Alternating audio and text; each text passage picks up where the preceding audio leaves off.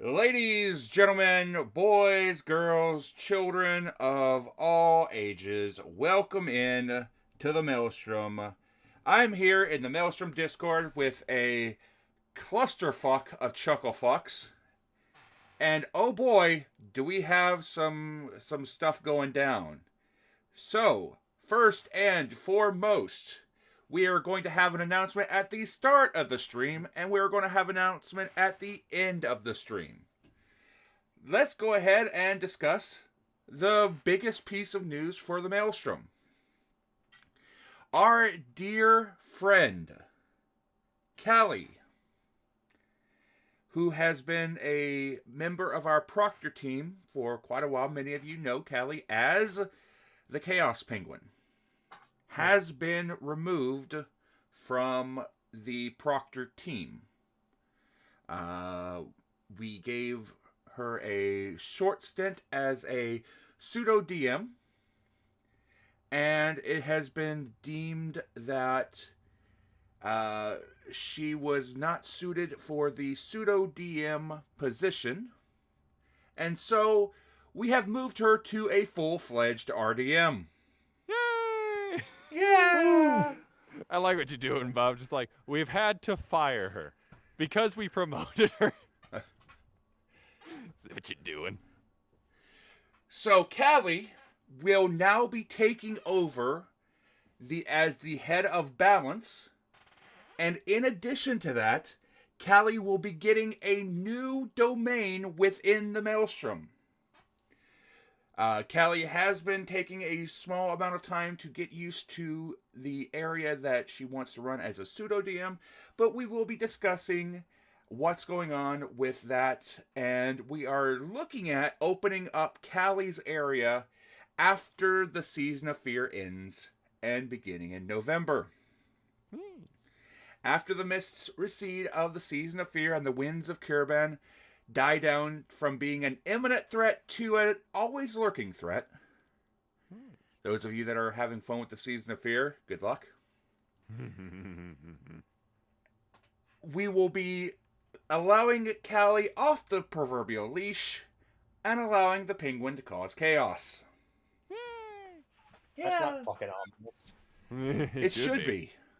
Darn it, Bob. Because both JC and I know how much of a shitpost goblin Callie is. Yes, and even more terrifying. And now that every mechanic is known. And now that shitpost goblin has power. Yes. Be afraid. May God help us all. Correct. God isn't in here. God is dead. Well, not in this place. God. Here's the thing. The Maelstrom is a place where godly power is sent through a screen, through a thinly guarded wire mesh. if you're not allowed through and you try to push your face through the mesh, you're going to get a big red hand just pie facing you and shoving you back out.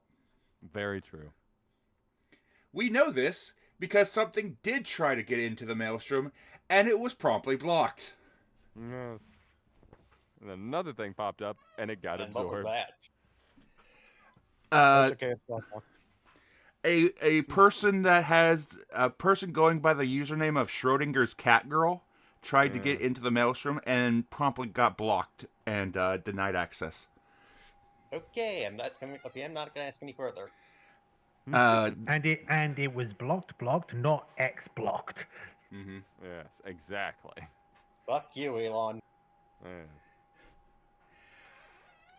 That being said, that is the beginning. That is the beginning announcement.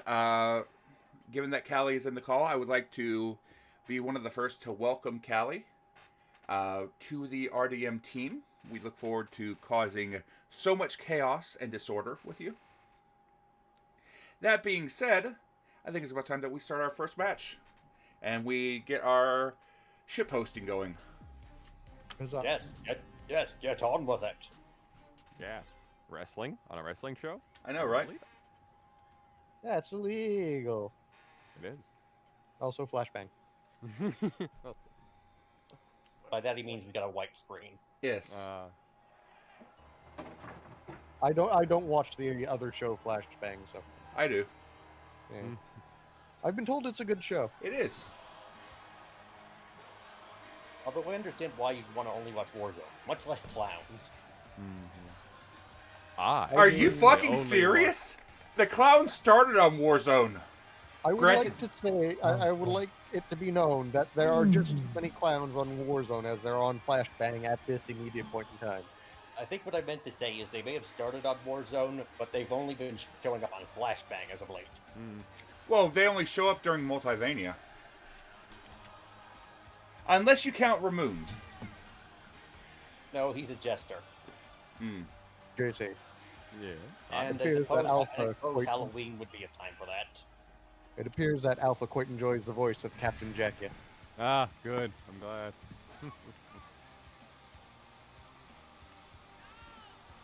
Indeed, JC does have a nice voice. That is why he is a professional voice actor and an actor. Did you not see him in his latest NFL commercial? That's true. I was in an NFL commercial. I was also in Smite. Hey! I am surprised Oh, at the that was you. sheer number of my friends that are actually getting brought into Smite. I know like 3 or 4 fucking people in Smite now. Yes, it is remarkable. Yeah, because there's Lanny, there's Bosco, and then I'm sure there's the 4th one. Travis in it. No, not yet. No, yeah. Though I did send him the link to the roster, Taka? so we'll see if one day. Taka's probably in it, if I had to guess. Let me see.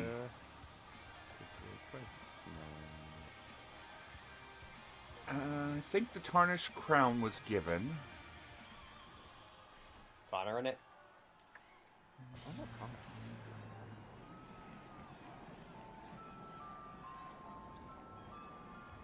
I'd be surprised. Oh, I got one. Rosso, I got an interesting item for you. Oh, okay. You find the painted pebble. A smooth, round pebble with a cheerful face painted on it. It seems ordinary enough, but on particularly lonely nights, it always turns up near your pillow or inside your bag as if it wants to be close. Oh, Got a that sentient is pet so. dog. That is absolutely wholesome. Can I trade it for a grenade? No. No. No, Dumb. no. If this was the Power Rangers game, yeah, they would get traded for a grenade. But no.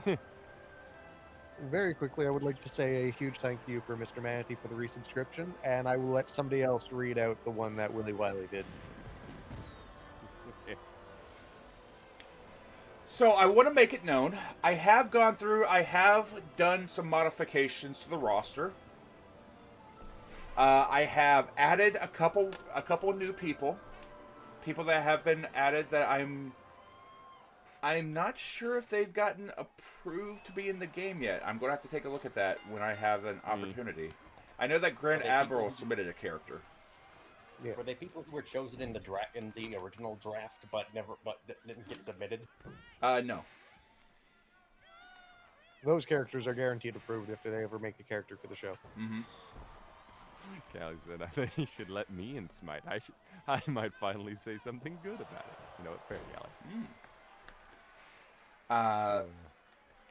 So I have gone through, adjusted people's music. People that had music that wasn't updated, I updated music. I have gone through, I took a look at some people's moves. I took a look at some people's stats. And there was some concerns about people having some off-kilter stats. So I made sure to look at some of them. I updated some of them. We're going for, like, I think it's like an 85 to 90 range, which is current M&W range. I think it's like 86 to 90. So I thought it was 86 to 88 or something. Yeah. M&W has always- some... Go ahead. I was going to say, something around about like an 87, 88 is where I usually kind of make characters be. Mm-hmm. I know some people raised concern with Butler. Was he one of the characters you had to alter a bit? Not really. I think you were in the 80s for your stats. Yeah, I'm an 89, but someone said that I felt that might be a bit overpowered or something. As long as you're in that 80 period, you're fine. I did go through. I did take a look at your stats. At your moves. I changed out a couple moves, but overall, I haven't messed with your character all that much. I have buffed some people, but I didn't really nerf anyone. Yeah, you said you took out the Dorada driver and the Michinoku driver. Mm-hmm. Yeah, the things that were in that were finishers and places there shouldn't be finishers. Well, what constitutes a finisher class move anyway? I believe there's an actual whole thing on it in actual M&W somewhere. I think Zacko has the list? Question mark? Basically, all that I did was I replaced the moves with a couple moves that seemed more butlery. Okay. That's all that happened. Music got updated, moves got updated. We've added a brand new RDM, which is fantastic. Yeah. I'm progressing work on the fishing. I would like to find. Match. And your winner, Aura.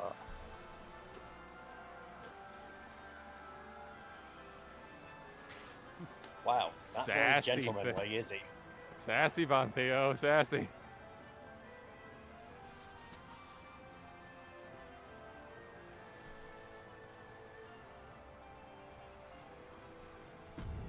And Aura picks up the victory.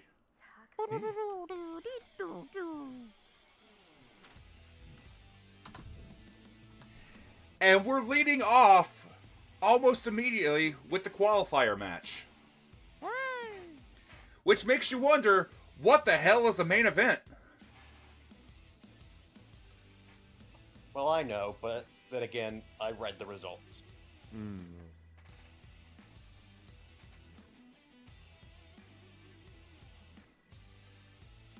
Yeah, because of the stipulation, some of the things had to get changed. Mm-hmm. And because of glitches, I think. And if you'll excuse me, I shall return. But why?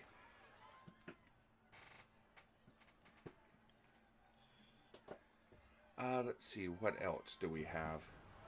I can't remember if I actually set up the 7th match. We might have to do that. We might have to do that in play mode. Which is going to be interesting because the seventh match is something very interesting. There's a prize for the 7th match. Yes,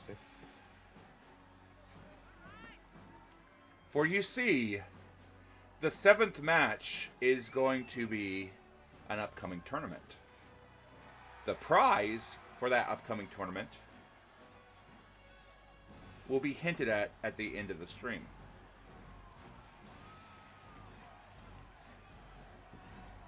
I think I have an idea of what it might be. Maybe. I mean, given that you are a member of our Patreon, yes, you probably do, because I gave our Patreon members of the Discord a little sneak peek.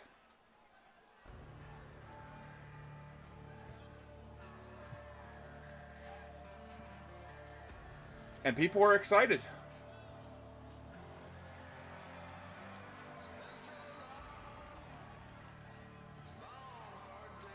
Coming down the ramp, Kaw, the first member of the team Big Iron for balance.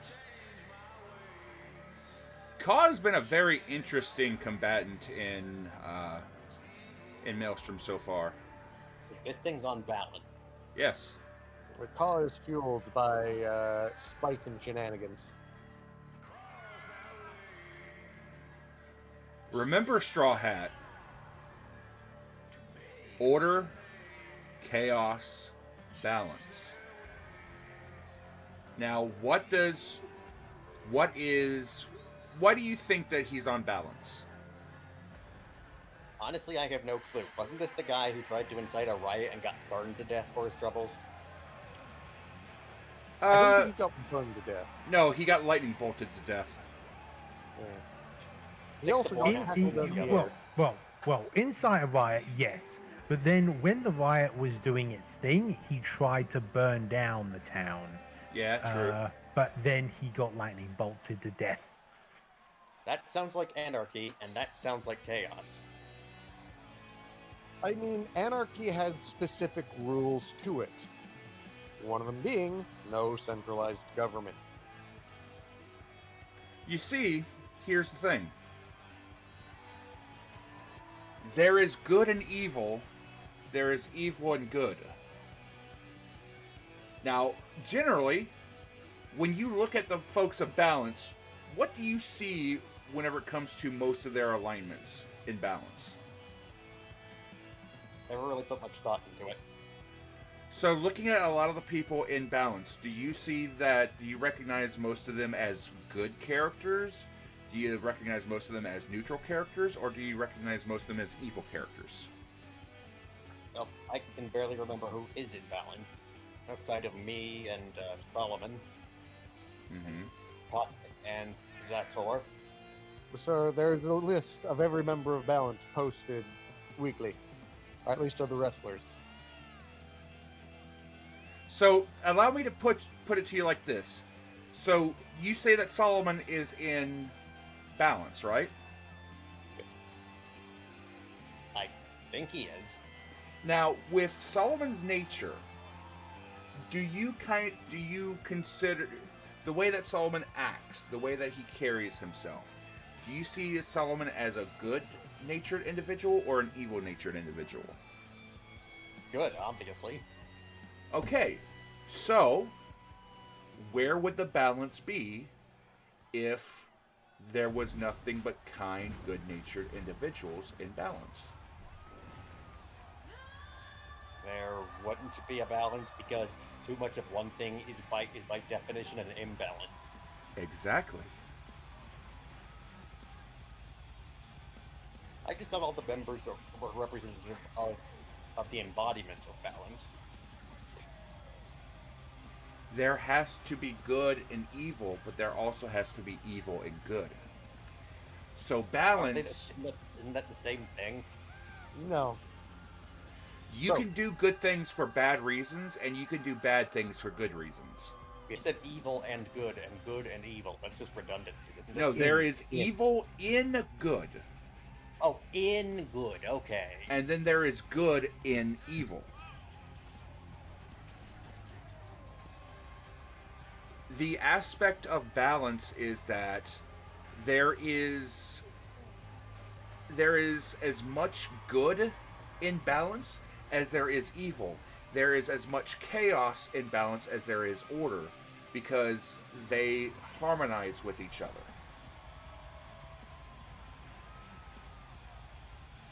hilariously, stats-wise, Yig is technically chaotic evil, but I don't think anyone who interacts with him outside of in combat would say that he's chaotic evil.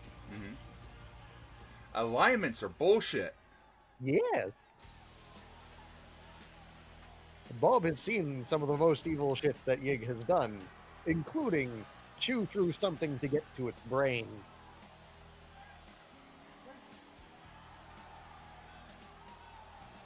But, here's the thing about alignment. Alignment, just because they have an alignment doesn't mean that they act that way. Okay. I'm going to use one of my characters for example. I played a character in Season 1. His name was Solomon Albarn. He was a lawful evil paladin. However, to his people, to the city that he was from, he was a hero. He thought that his god was lawful good. So by him doing his god's will, he thought that he himself was lawful good. Even though, in reality, he was fucked up and twisted and evil. Because that was his environment. In his environment, he was seen as a good person, a lawful person, a heroic character, even though he was twistedly evil.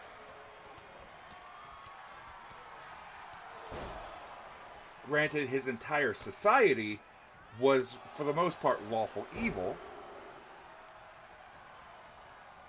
but to them, he was a hero. To the people of, say, Vareth, he was a villain. Oh boy, was he a villain. And that is the aspect of perception in role-playing games. Yeah.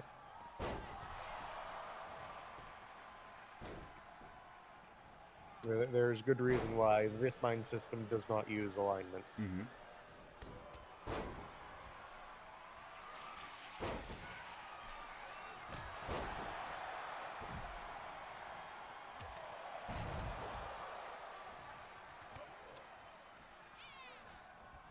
KM saying that Franz is chaotic good.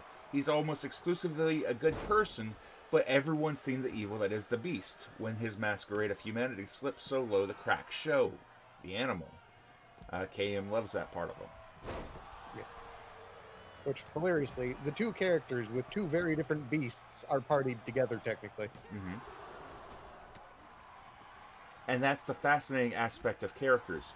Like, I have a character that I'm currently playing. He started out as a chaotic good character. Like, he was an idolist. He wanted to do what was best. And over the course of the game, he has slowly taken so much trauma and so much mental damage that it is affecting the way that he looks and the way that he feels.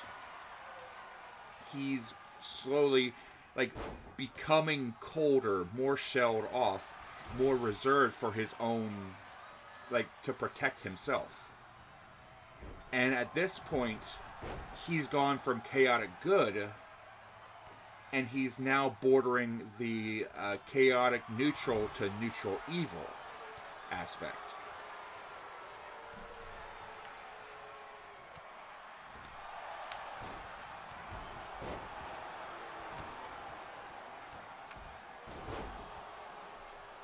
By the way, for the record, neutral evil is my favorite alignment. To nobody's surprise. What? No. I mean, I'm totally not using a neutral evil villain as my reactive image right now. What? No. No, absolutely. Dr. Grimm is not neutral. Who said it was grim? I'm legitimately using Grimm as my reactive image. Yeah. Well, look at it like this. There's neutral evil, there's chaotic evil, and there's lawful evil. Now, out of those three, which one do you see Grimm more as? Is he the destroyer? Is he the conqueror or is he the schemer? He's all three. That's just it. Neutral evil displays enough of both the chaotic and the lawful to be able to embody both with their own goals and morality. Right.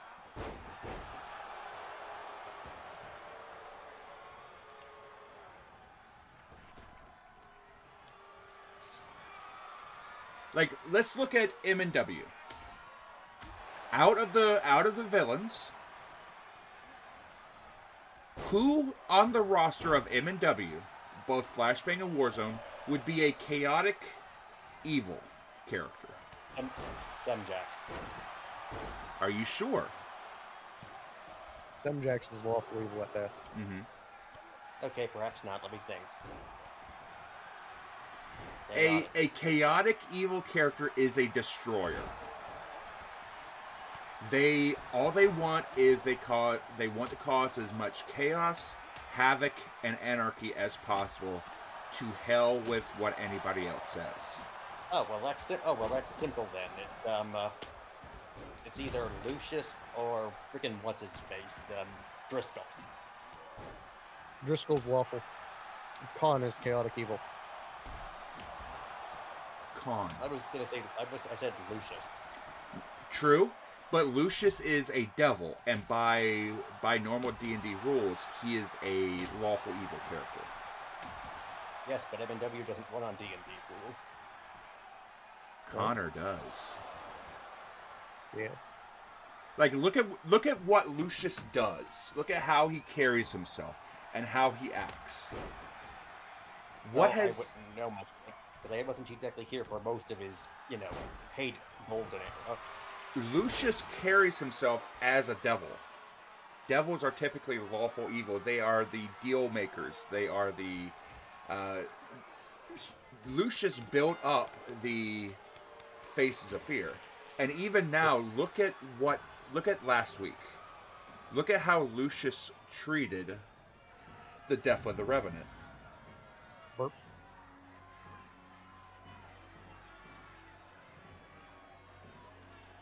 I have no idea who won that. Vix That? tapped out Thorn. Yeah.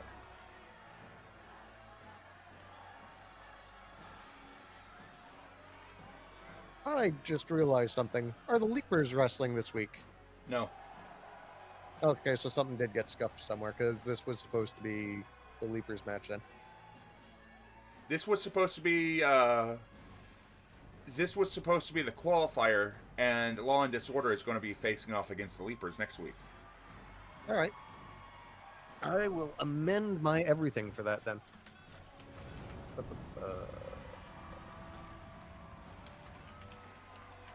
My return.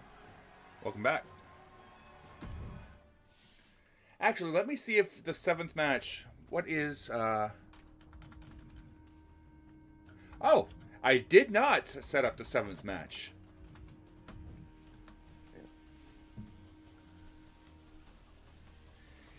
So, Khan would be an example of a chaotic evil character. Khan thrives on chaos. Khan is... I mean, he's a freaking rat ogre. Mm-hmm. He is a destroyer character. The hats are also... The hats could be considered... the hats could potentially be considered chaotic evil. I thought eldritch entities have no moral agency. Aren't they considered beyond good and evil? Not the hats. The hats were just straight up evil. Okay. Oh wait, I got a perfect example of chaotic evil. The clowns. The clowns are chaotic evil, yes.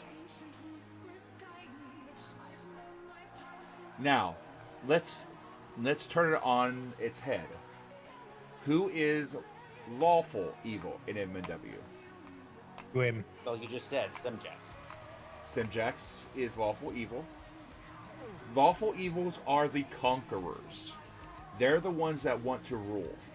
They're the ones that want to make people fall in line. So, Seer, maybe?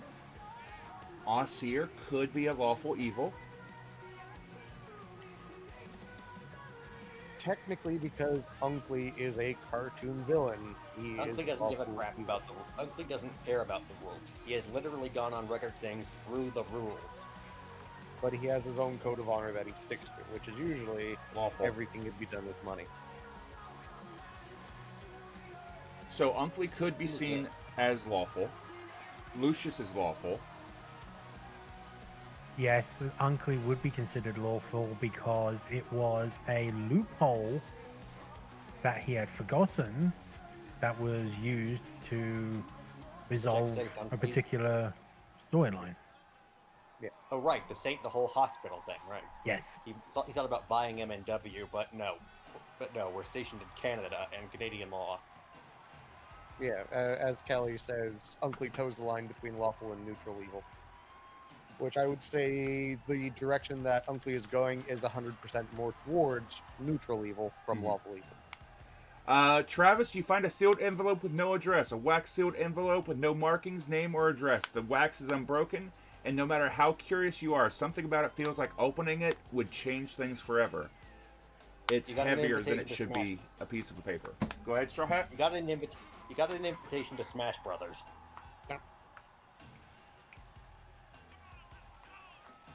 Travis.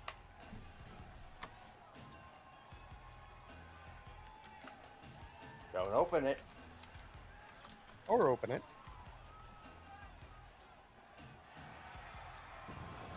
Get the toothpaste back in the tube, Travis. Oh, I've got the perfect trap for that. I know exactly what's going to happen as soon as Travis opens that.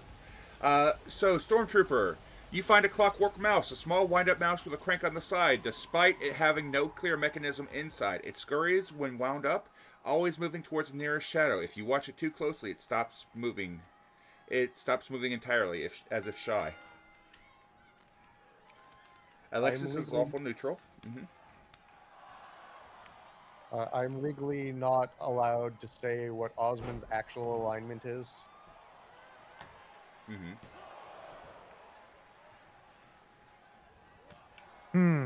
What about meme? They're just chaotic neutral, I want to say, at best. Pre-reprogramming or post-reprogramming? Does it matter? A little bit. Because that throws Zeta up in the air entirely. Well, wait, when did they get reprogrammed? Zeta got reprogrammed later on in life. Yeah. You're gonna have to fill me in because I wasn't, probably might not have been around for this. Zeta's original purpose, when Zeta was first made, he went by Zaco Duo. His original purpose was he was sent back in time, aka air quotes, to stop Grimm because sent back in time by an alternate version of Chaz Lee. To basically stop Grimm's plans. Grimm's plans at the time was to cut Helix off from the Faces of Fear and absorb him into the Ascension, which would have started an end of the world scenario. While Grimm had enough progress in his plans to form the cracks in the alignment between Helix and the Faces of Fear, that caused Helix to leave, but he did not win the matches at Multivania. The Ascension basically lost the matches at Multivania, so Helix went rogue instead of joining the Ascension. And okay, well now it's giving me some sort of general time frame. I'd have to say after Sawyer and Zeta, wait, Sawyer was never in it, but I'd say after Zeta, Zaco left High Voltage, then it would be chaotic neutral at best. right, because he betrayed High Voltage at that point. That's when he shifted from lawful good to probably lawful good to probably chaotic good. I was going to say chaotic neutral. Could have been a chaotic neutral shift as well. Well, he could have been lawful good at the start of his life. Then in High Voltage, he more shifted to chaotic good, and then he went to lawful neutral in High Voltage. Chaotic neutral betrayed them, and he's flitting between chaotic good and chaotic neutral at the moment. Okay, Sawyer, I would definitely peg as chaotic neutral. I would say Sawyer's lawful.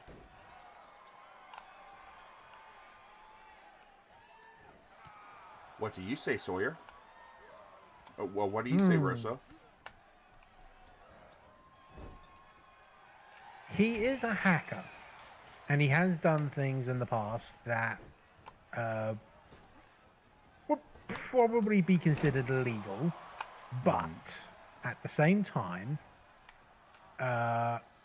he does prefer to go within the bounds of a match. I will bring up this one fact. It is basically confirmed that Sawyer has killed people by this point.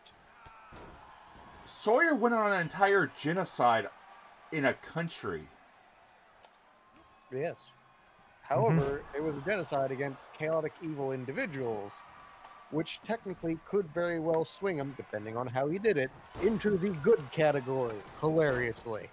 Yes, but does that make him lawful, though? Again, depends No. on how we went about it. I would probably say, No, he showed up in that place with like he showed up in that on that island, a la Alucard showing up on the aircraft carrier in Hellsing Ultimate. yeah. So, for the good, neutral, evil alignment for Sawyer, I would say Sawyer is lawful, done with your shit. And Malice, well, Malice is just programmed, so true neutral. True neutral to neutral evil. Yeah, he does have Decepticon leanings. Mm-hmm.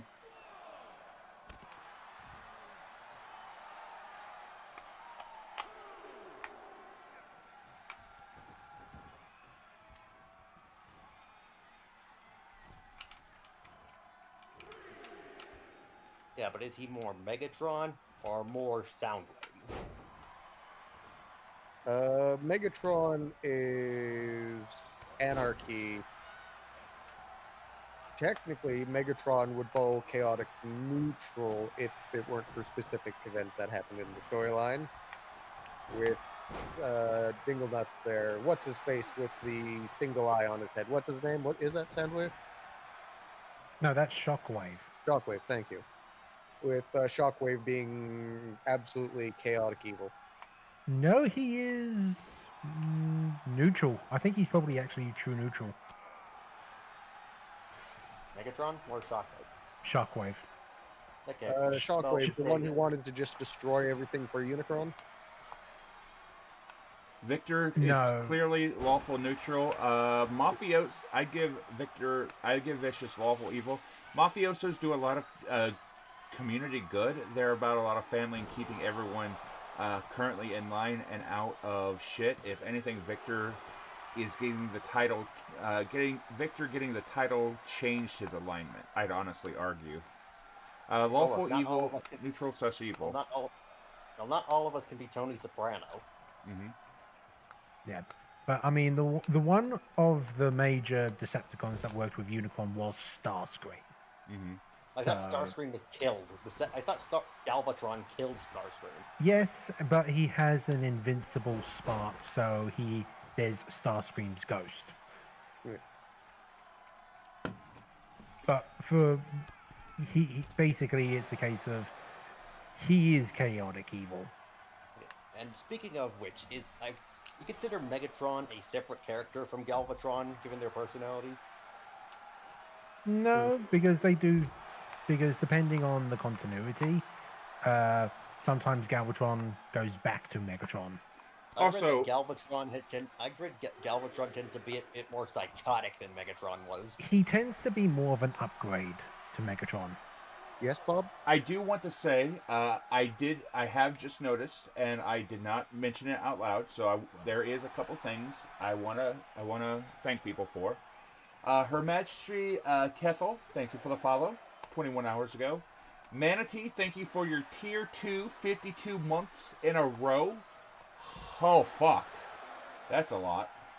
I hope you're having a good day, my man. And Willie, thank you for getting a tier 1 sub to that particular username. who will not be named because I saw it earlier and went, "Haha, I ain't reading that." If I read that, that's a soundboard. That's waiting to to show up on Caliban's soundboard. Yeah. Hello, everyone. How Fuck it, I'll read it. Thanks for gifting a sub to Foreskin Tortellini. That's a name. It is a name. Oh, Taka got messed up with all these chaotic names. Also, hello, Travis. Wasn't there Hey, one? Travis. Wasn't there one called V-tubular butt milk? Yes, there was. your volume is very low, Travis. Oh, Yes. 1 second. Yeah, I had to boost you up, Travis. Is that better now? Yes. Much. Yeah. There's also one involving fajitas, and that is the safest way I can put it. Regardless, how is everybody today? Going well. How about yourself? It's a good bit. I would say, in the personal spirit of Halloween, my entire house is celebrating Travis, we can Christmas. barely hear you if you're talking. He increased his volume. It's better than it was. You might want to increase his volume on Discord. Yeah, he's currently at 146 for me, and he sounds fine. I shall try again. I was saying, I have the spirit of Halloween within myself, but my other two significant others in my house, that being my daughter and my wife, they love Christmas. So now we have Christmas lights 300 feet for me to put up. You should replace half the bulbs with orange. I Or actually black. have a solution for this. These are strip lights. Basically, they are adhesive strip lights that stick to your walls. They are practically invisible on white walls, and they change color with a use of an app. So now I can have an orange-themed house on Halloween, and then in November, because that's when my wife wants to celebrate Christmas, November 1st, shall simply switch them to the Christmas colors. She is one of the ones that are currently doing the ritual to help the bitch thaw. And I am one of the gatekeepers against it. Doesn't winter start earlier this year? I would like to say that what is scarier on Halloween than Christmas decorations? Indeed.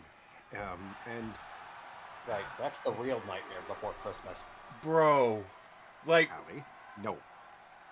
no. Bro, real talk.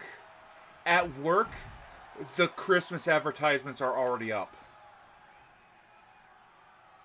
In my local stores, they've already got the advent calendars out. There has been Christmas stuff popping up since the mid to end of August in my area. But That said- why? There has been Halloween stuff popping up since July. Squinto, thank you for gifting a tier 1 sub to Chronic Math Debater. Math. Nobody said there'd be math! I would like to contest this by saying it is a TTRPG. There is guaranteed math. Oh, I just realized what that name is. True American Yep. Reject. There are Chronic a number. math debater. I get it. There are a number of SCP creators that actually do the bit that she broke containment every year. Yeah, Isn't Santa and then Claus? Sorry, go on, Travis. I was gonna say, then she kind of got with the whole meme thing, and she made a whole video dedicated to like her being de-thawed, and she made a music video out of it. Yeah, she's. I will say, at least she's in on the joke. Oh yeah. Like, real talk, respect to the woman for making her paper, and she is leaning into the meme to make that paper. Like, respect to her for leaning into the meme. So on I guess different kinds of news, I will publicly make an announcement of it eventually, but I have, I guess, the go ahead to say by the production. I am in a upcoming video game that's coming to Steam this holiday season. It's a snowboarding game. Oh, fuck yeah, dude. Yeah. And your winner, And here's your Mithric winner, Whitemane. Right. Isn't Santa Claus also an SCP? Yes. Indeed.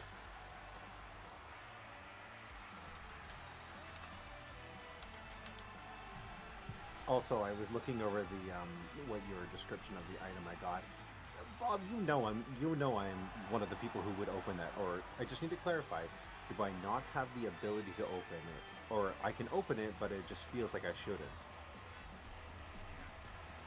Something feels like opening it would change things forever. It's heavier than it should be for a piece of paper. You can open it, but it will change something. Sure. I mean, you cannot threaten me with something bad. I am ready to go at any time if things go awry. An envelope with a black seal on it with no name or address or anything else. It's probably just an invitation to join the next Smash game. Yeah, I would like to bring up something completely unrelated to this real quickly. sure. I have a favorite D&D MacGuffin trap. It is called the Golden Letter. The recipient hopefully the recipient opens the letter and they are greeted with a golden void, where all of their bodily functions slow down until the only thing that is left in motion is their thoughts. If their eyes happen to be open, they are staring into the golden void. They cannot breathe, they do not need to, yada yada yada. And this remains until they are removed by a third party from the golden letter. So, Travis, I will say Yeah. this to you right now. Yeah. I've already got the effect in mind. Do you want, I will ask you now, do you want to open the letter? There will be a time when the letter shall be opened, Mm-hmm. but there is going to be 100% chance that letter gets opened. Mm-hmm. It's just not going to be right at this moment. I have a plan for that. What the heck Okay. is a golden boy, anyway? Golden void? Picture, Oh, if you boy. will. I thought you said boy. Yes, no. Picture, if you will, absolutely nothing for miles and miles, but it's colored gold. So, the Shadow Realm. Yes, but shiny. Actually, I think there's more stuff in the Shadow Realm. There is a lot of stuff in the Shadow Realm. Yeah, for some reason, kids keep getting banished there, and I don't know why. Because 4Kids didn't want the concept of death in their dub. Even though Disney had been using the concept of death in their movies for years. Oh, it's sorbet. I was trying to figure out what the fluffy rainbow-colored thing in the bowl was, yes. Hold on, stand up for the anthem.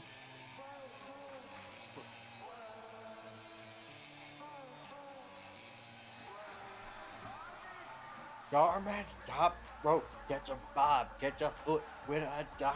Big pressure, I'll apply. In the ring, you won't survive. Yeah, I swerve when I drive. Yeah, I swerve when I drive. Yeah, I swerve when I drive. Defeating me, you've lost your mind.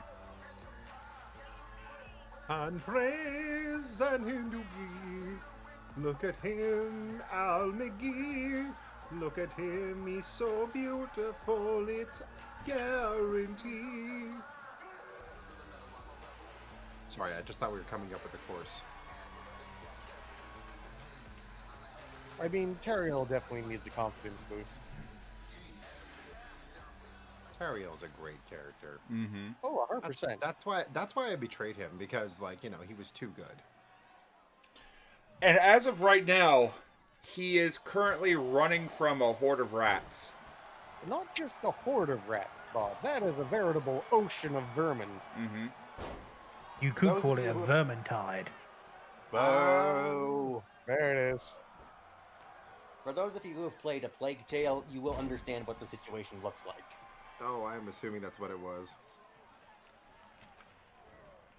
Wait, he's Tariel. Can't he just fireball his way out of this? Let me ask you this question. You are in a swampy forest with an ocean of rats in front of you. Do you want to fireball? I mean, that depends if I know how to cast fireball. As Bogart? No, I would try and persuade the rats to be on my side with a flute. But as Tariel? Probably. To be fair, But- swamp grass is a hell of a drug. It's So, also easily flammable. fireball sets nearby things on fire, Yes. including the rats. Anything Yes. within 20 feet. Then you Squinto have does not have them flaming prepared. rats. Did you hear the story about the man that tried to burn a rat to death to kill it? He no longer No. has a house. So a man basically doused a rat. I correct me on the start of it, but Is man. this real? Wait. Is this a real thing that actually happened? Yes. So a man, finding that there was a rat in his place, basically set the rat on fire. I can't remember if he just threw like a Molotov at it, or he used a flamethrower, or like hairspray and a lighter, but he set the rat on fire. That probably didn't end well. Let me guess. It started panicking, running around everywhere, and set more places on fire than the man intended. It panicked, ran into the man's home for safety, and set his house on fire.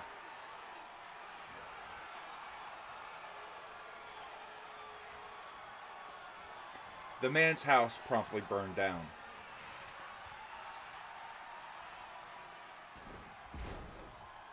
I mean, yeah, most hydrocarbons are fire resistant, with very little exception. Yeah, but we're forgetting the Monty line. Anything can be on fire when you set it on fire enough. Mm-hmm. Yeah. Is it on fire? It could be. Is it on fire? It could be more on fire.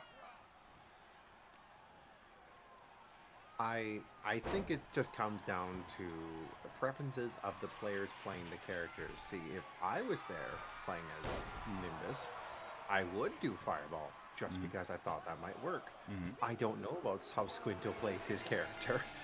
If So- I You're go- a beginner, Ariel Nimbus. Tariel, and again, what he did was he used telekinesis, or excuse me, levitate, to levitate himself up in the air.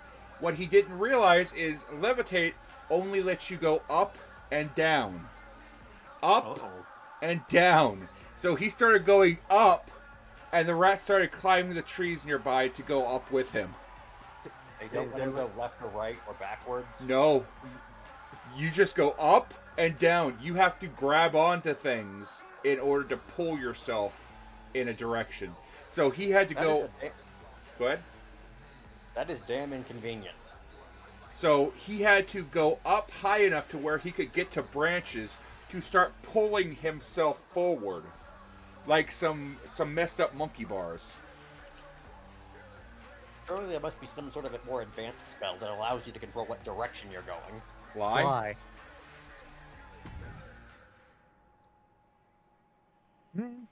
Bob, I have an in-character question about the letter, and I need just to clarify this. Uh-huh. Specifically, have you already selected it's not going to change what happens with the letter if Yes. somebody opens it? Yes. Okay, and it won't change. It won't change if I don't open it. Correct. Correct. Okay, perfect. Thank you.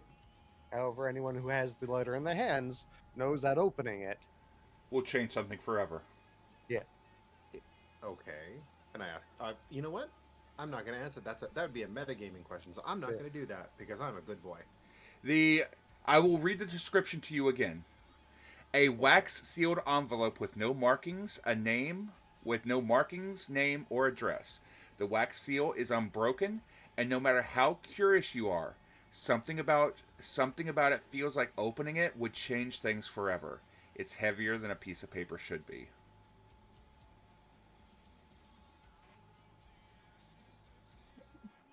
I open it and a hand sticks out and shoots me.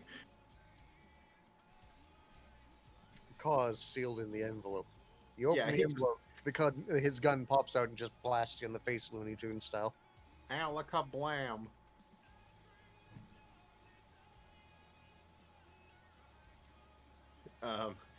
Okay. I'm probably gonna do some fidgeting in character with this thing to see if I can figure it out. But you have I don't even know what the terminology for it is. I think Chekhov's gun. I think it's the terminology. I don't know. I'm gonna go look up the definition while I. Chekhov's gun, something that doesn't have importance when it's first introduced, but later becomes important. Basically, Yes. Chekhov's gun is like when you see a gun in the movie, you know it's going to go off, and it's only a matter of time before it goes off. Oh, Yeah, okay. like if- I much you don't prefer the point rule out that of there's a gun Chekhov's on the wall. Like You don't point out there's a gun on the wall unless you're going to use it. Oh, Like- okay, I didn't know that. That's like cool. Shaun of the Dead. Do you know the rifle at the Winchester? Mhm. That was a Chekhov's gun. Yeah. Let me give another. I think I got I another never saw example. I've got another example. It's I- in the fifth Harry Potter book, they bring up that they find a locket while cleaning Sirius Black's house and everything. Later on, a locket that locket is revealed to be one of the Horcruxes that Voldemort created. Yeah, it's Raven. It's the one that they tried that they. Oh, you know what? I don't know because if somebody has. Oh my god, spoilers for a book that came out 10 plus years ago. It was You know- Slytherin's locket. Listen here. There are kids in this audience who are going to read those books, and I want you to remember about them because they are going to remember about this moment, you spoiler owl. I Uh, have like to Chekhov's bring up gun. that Allow there me are to much quote- better books than Harry Potter. That's Give them very the true. better books. to answer your question, KM, I believe that allows you once a day to choose what damage type your Eldritch Blast has. You have to pick it at the start of the day. Did something happen with the stream? Yes. Yes. So I believe the options were cold, radiant, and another type of damage originally, and you had KM had to choose which one it was because it would be that afterwards. Mm-hmm. Let's go cold, radiant, and psychic damage. So Yeah. you can choose one of those three elements, and that ring will allow your Eldritch Blasts to either be force or one of those three. Also, Dr. Caliban, thank you for the 62 months. Good to see you, my friend. I am happy to see that you showed up at the Weary 101 last night. Wait, he did? Yes. Dr. Caliban is a wonderful individual. Sorry, everybody. I gotta go parent. So have a good night, everyone. Have a good one, dude. Have fun parenting. Yes. Thank you for the 62 months, Dr. Caliban, MD, PhD, MAD.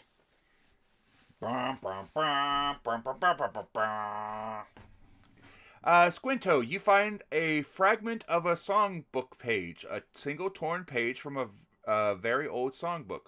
The words of the song are written in a language long forgotten, but the notes themselves stir an odd, unshakable melody in your mind. Humming it always leaves others unsettled, though no one can say why. Oh yes, house calls. I believe the last time you made a house call was when you asked for some of his DNA. Said you found. I think he said he found trace amounts of clown DNA. I mean, he is, Taka is technically a clown walker. I mean, no, Trash Man's the clown True, walker. true. Trashman is the clown walker, not Taka. Catherine also has a item.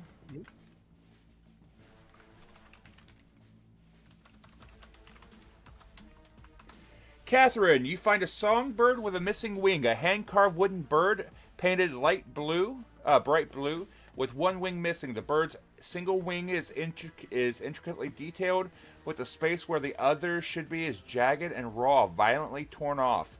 Seems like a gift, though its origin is unknown. You know, Caliban, that would not surprise me if Taka got chlamydia. Which begs the question: how? The same Probably. way anyone gets chlamydia. Yeah? Because of Mr. Touchums. I don't think he got it from Mr. Touchums. Remember, chlamydia is the sexually transmitted variant. It is. Which again raises the question: how? There's enough people that go through the bar.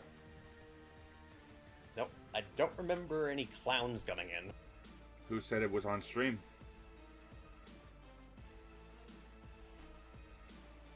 Next question.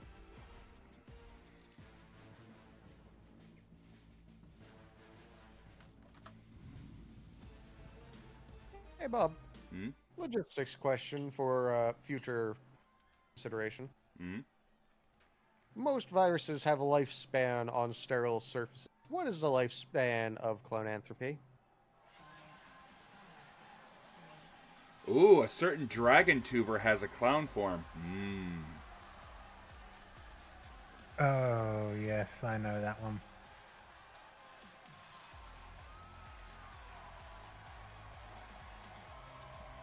American Reject, I will agree with you that the series of unfortunate events is a much better book series than the Harry Potter series. And this is where I must respectfully disagree with you.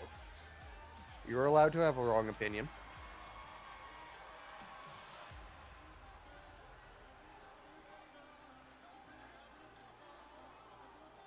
Now, I will simply say this, and this is the only thing that I'm going to say. You are allowed to like somebody's works, but hate the person themselves. Oh yeah, no, 100%. Of course, understandable. As somebody who's been doing a lot of writing and has reread the Harry Potter books at several points in time, I have my issues with the writing as well as the person. More issues with the person, though. Yes, but maybe now is not the right. But maybe this is not the time or place for this sort of discussion. Fair. Fair. But yes, no. Anyway. What was I talking about? The lifespan of clonanthropy on sterile surfaces. Chlamydia, right? Clonanthropy, specifically, not chlamydia. Chlamydia is just a variant of clownanthropy. Yeah.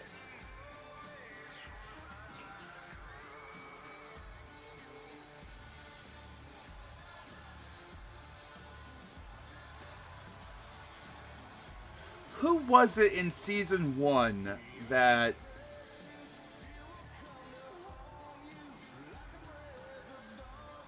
Who was it in season 1 that interacted with the magical bookshop?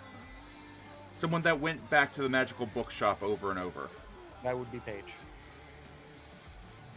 How ironic. The one named Paige interacts with the magical bookshop. Was it? I know Paige went in there once or twice, but was Paige the primary one that interacted with it? Yes, weeklies on it. Okay. No one does, Reject. No one does. If I remember correctly, Paige also requested the help of the DAC regarding. And Vegeta has redeemed a trinket grab bag. Vegeta, you find a fossilized leaf in a leather pouch. A small ancient leaf encased in stone, wrapped in a leather pouch worn from years of travel. The leaf's veins are still invisible. Holding it gives a faint sense of nostalgia, though you're not sure for what. The pouch smells faintly of wet earth. Wait, he found a fucking leaf stone? Funny that. First he finds the Chaos Emeralds, now he finds the leaf stone. A leaf stone.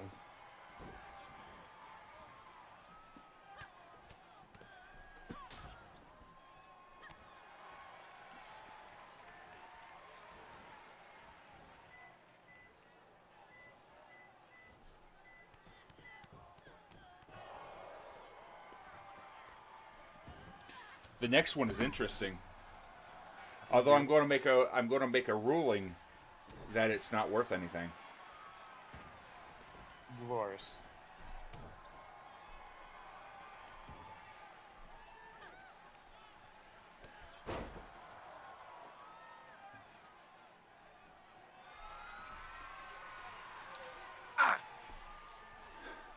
I have very crunchy knuckles today, apparently. I'll be right back. I gotta make myself some dinner. Mood. Goodbye.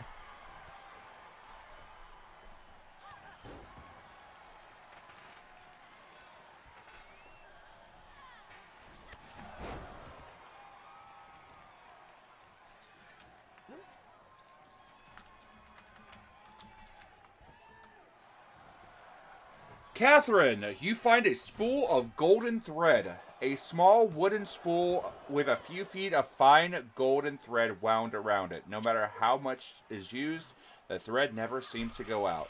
People often find themselves fiddling with it, and some say weaving with it brings dreams of unfinished tasks. Oh, it's there's a specific name for the string, but is the thread that Theseus used.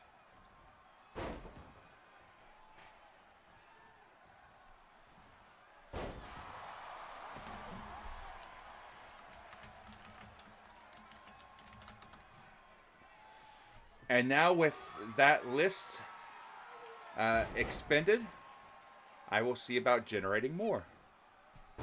Huzzah.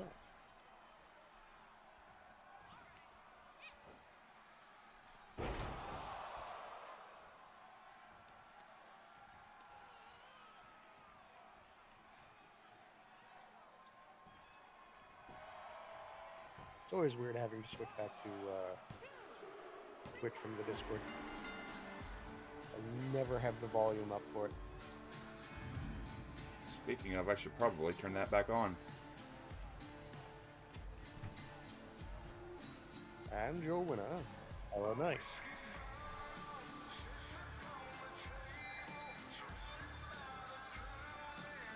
Huh, that seemed to have gone by a bit quick.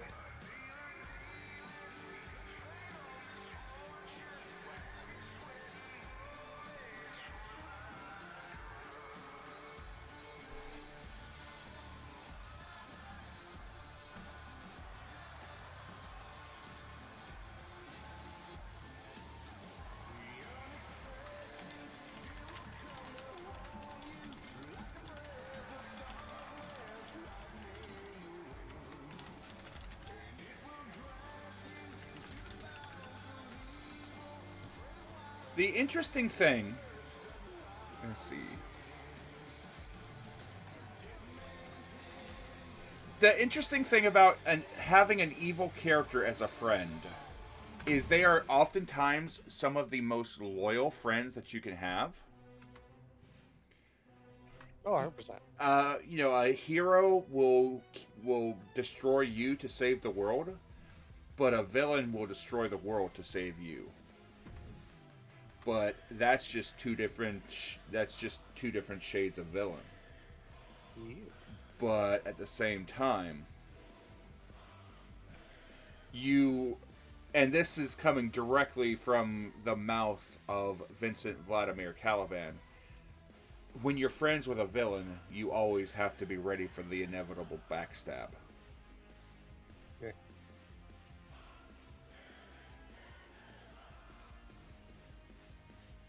Oh, that would also depend. Are you friends with them or are they friends with you?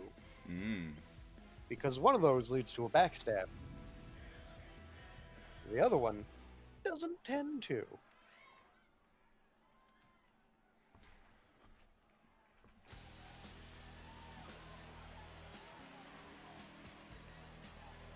So we were talking about alignments. All right. Yeah. Vincent Vladimir Caliban. What is his alignment? But he's definitely lawful to some degree. Which version of Caliban? Ah, fair. M&W Caliban versus Canon Caliban. Canon Caliban would probably be lawful neutral. He is a monster maker, and while he is a villain, he is a villain for his own means.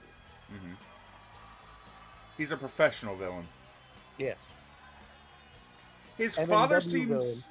Caliban's father seems more chaotic evil. Yeah. I would say M&W Caliban, and the good doctor himself can correct me if I'm wrong, through the necessity of the dynamic he has with several characters, Kent is lawful neutral, but trending towards lawful good. I think that M&W Caliban is more neutral evil. I could Grit, he has a code that he sees investments out and about.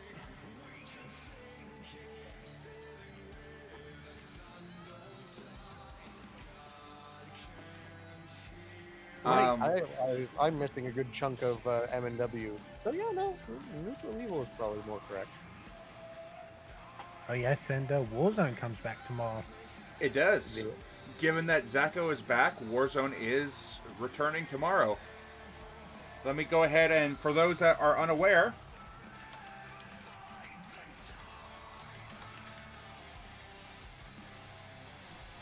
let me just go ahead and shout out Caliban. True American Reject. Oh! True American Reject with a tier 2 to Hartley Reaper. Fuck. Dude, thank you so much for your kindness, my man.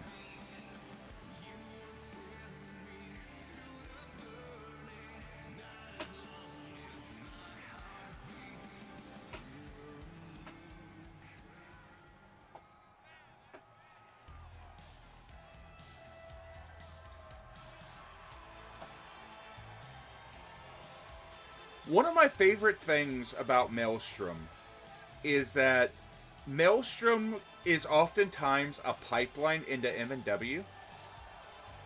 Like, so many... We've had a number of characters that have, like, tested things out on Maelstrom before they got put into M&W, you know? We've had a number of people that showed up in Maelstrom first and then moseyed their way over to Warzone and Flashbang. I would say Season 1, it was a lot more Warzone into Maelstrom. True. Because the way that the Maelstrom was statted to begin with. Maelstrom grabbed created characters and basically took on new stories from different aspects of different places, different characters. Season 1 was that kind of thing where we grabbed people from all over the place and threw them together and see what happens. And a lot of new characters and a lot of new storylines came out of it. But at the same time, a number of developments did make their way over to Warzone. Like Theron, M&W Theron is post Maelstrom. Alice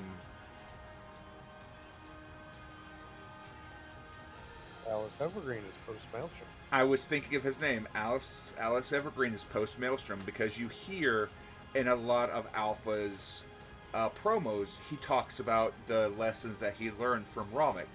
How he learned how to become a proper leader from Romic. And that was a Maelstrom character. Kathgina on Flashbang is post Maelstrom. And Catherine has been doing a good job in taking a lot of the things that her character has learned and interacted with and included them in Flashbang. Like, some of the things that she messes with in her promos, like she's always tinkering with something, messing with something in her promos. And oftentimes it's a trinket that she gets from Maelstrom. Or she's in the lab, which was no doubt started up due to her tag teaming with Victoria Grimm in the Queendom in FFW.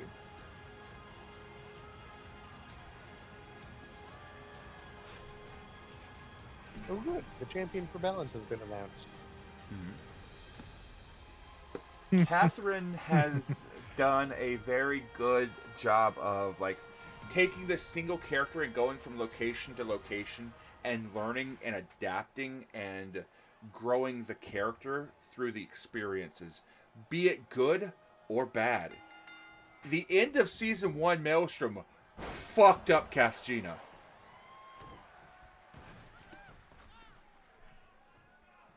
And she's doing a good job at reflecting that coldness, that detachedness in Kathgina in Flashbang. Like, she has her favorites, but outside of her favorites, there is that coldness, that detachedness that's often showing up.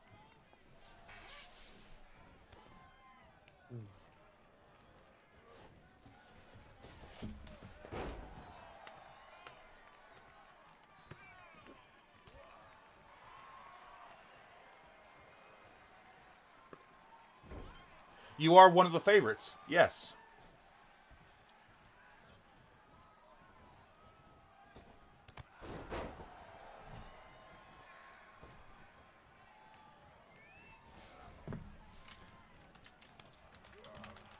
I do miss interacting with Kath with both Uth and with Tissan. Mm-hmm.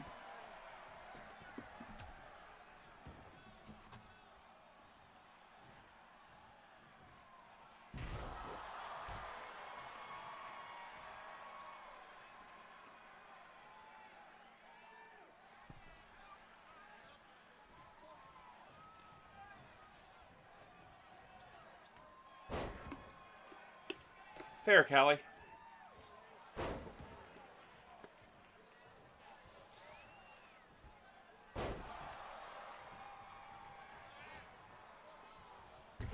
Callie, I'm in the position where the series was very important to me growing up. I had a summer where I had no internet, no vehicle, no nothing. And all I could do was read the book to keep myself sane for months and months until I got my internet back. But I hate the person that made the books. Yeah. Like the series, hate the person that made the series. Which is a valid stance to have on it. But I still refuse to fucking touch the game when it came out. Mm.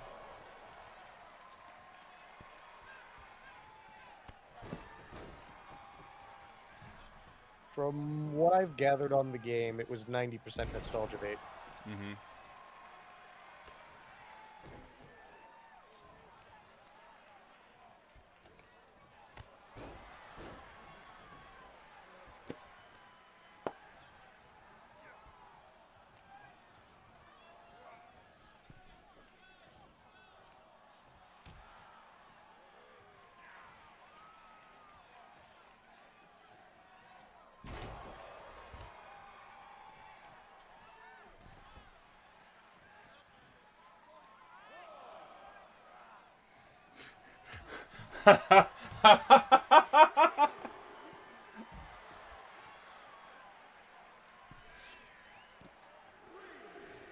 So it does seem that the champion of balance has been selected, and it is as glorious as I could have possibly imagined.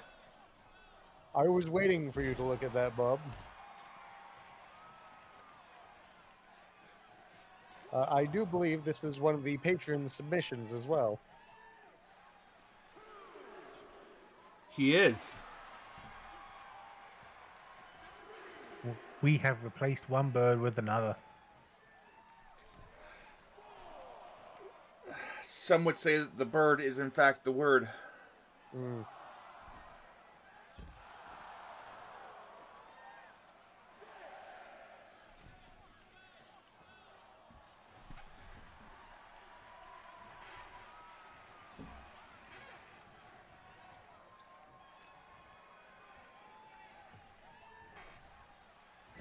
Just because I don't think it'll pop up in the VOD. As Callie says, the the new champion of balance was originally from Hrod.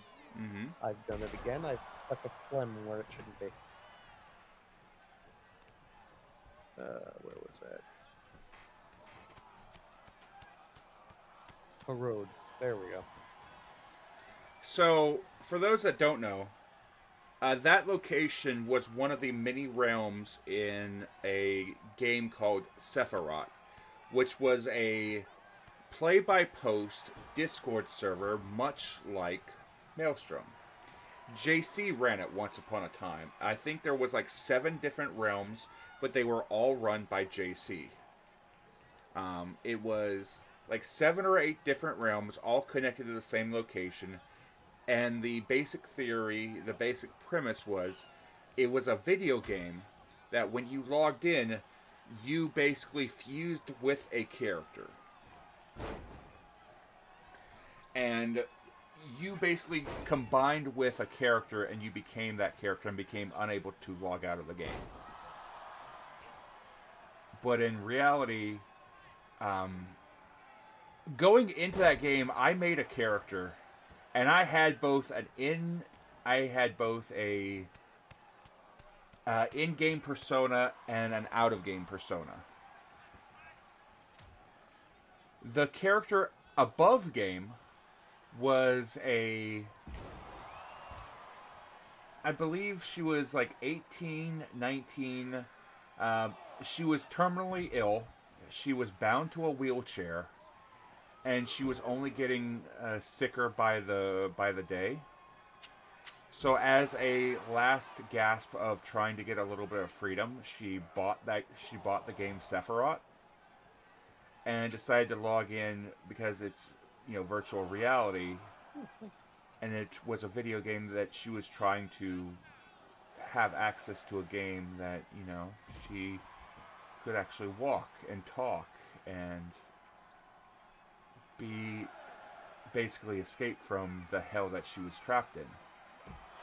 And little did she know that when she joined into the game, she was going to fuse with her character, and that is how Alexander came to be.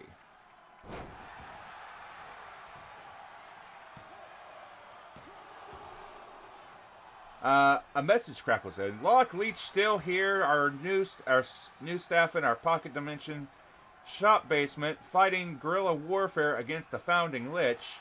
She really wants to take the store back, so we're still in business. You wrestlers can buy items if you need gold or a spell that may stop her. Oh, that accursed god. She wants a wand of magic missile. Oh, she's got a wand of magic missile. Transmission gets cut. See, my in-game persona was trying her hardest to combine with the character. So if people tried to end it, she would have become a villain. I was going to use the Scroll of Wish to transform myself into a world boss. Interesting. So, Sephiroth had a number of, along with Maelstrom trinkets, we had a fishing minigame where we could, legit fish and sell fish to make gold. We had a fishing minigame, we had a mining minigame, and we would often get trinkets from fishing. One of those trinkets, which has been removed from the pool, was a Scroll of Wish. It was a scroll of 3 wishes, but 2 of them had already been used. But using the final wish would kill you.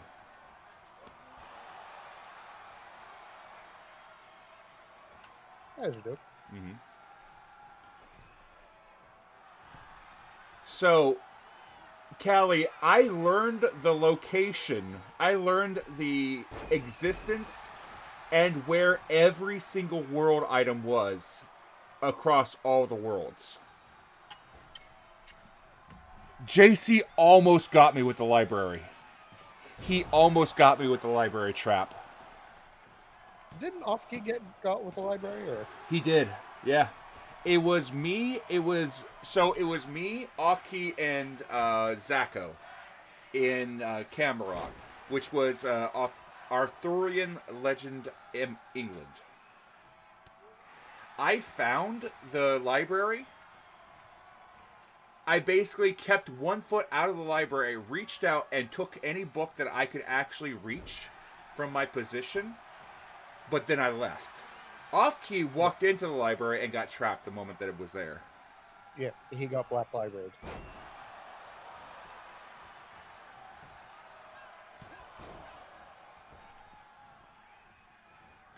I can't help but notice that the rope is fucked. Nope, it's okay now. What? No. So, what the original plan is Zacco, Offkey, and myself were building up power, and once we got strong enough to be able to gate, we were going to go from world to world, take the world items, and basically assault and take over the various worlds.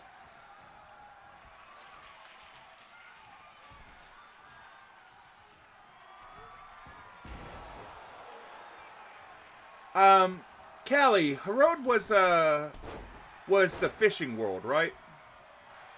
It was the water world.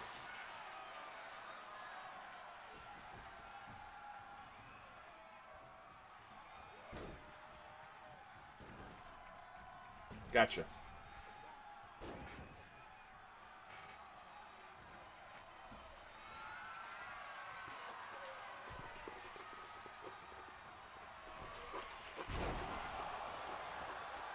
The best part is when you chose your world, you got told nothing about the world. You just got to pick what it was randomly. I picked my world because it sounded like a Pokemon. Fair enough.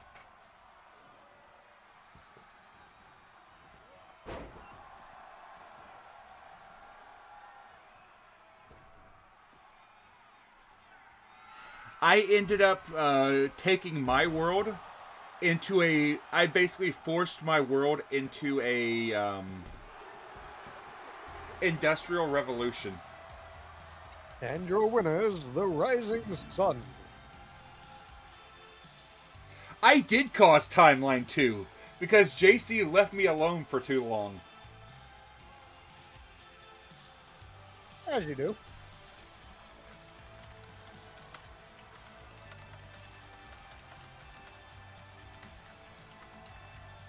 So JC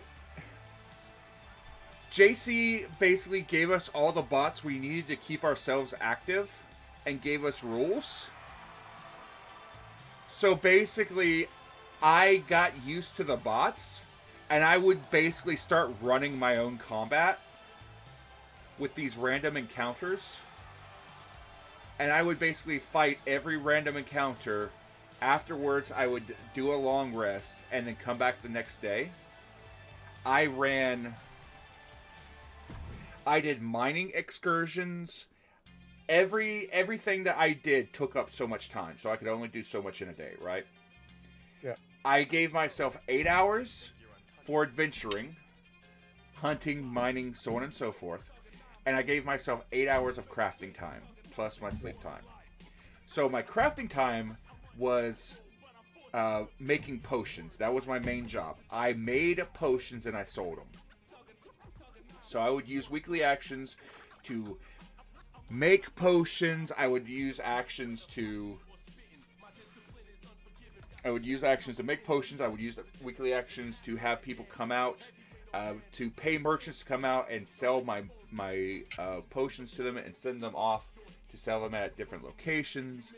I even used weekly actions to start to build farms to give me materials every week so I can make potions cheaper. I got to the point where I was like level 10, level 12. I was quickly gaining ranks by nickel and diamond experience. And I had gained like 20, 30, what was it? I think he allowed me to take like a 10% of my original gold in Timeline 2. So I ended up getting like multiple, thousands of gold, like 20, 30, 40,000 gold I was just saving up and increasing my town. Like I was building up my town, building up my location, sending out gold to buy coal to the various locations and just having them bring it back to me. Because I found a statue underground that would take 1 pound of gold and turn it into 5 gold. And I would pay a gold for a pound of coal to the various other cities. And I was just cycling money. Just fucking cycling money. And JC left me alone for too long. And I built up so much resources. I started buying magic items. Like I bought like gauntlets of ogre power. I bought things that would increase my stats to make me stronger. And I just kept buying magic items. And I was going like book price for them. And I was just buying magical items, building myself up. And JC let me get to the point where it was too far gone. And he had to reset the game because I had gone too far. And this is Bob. He breaks things.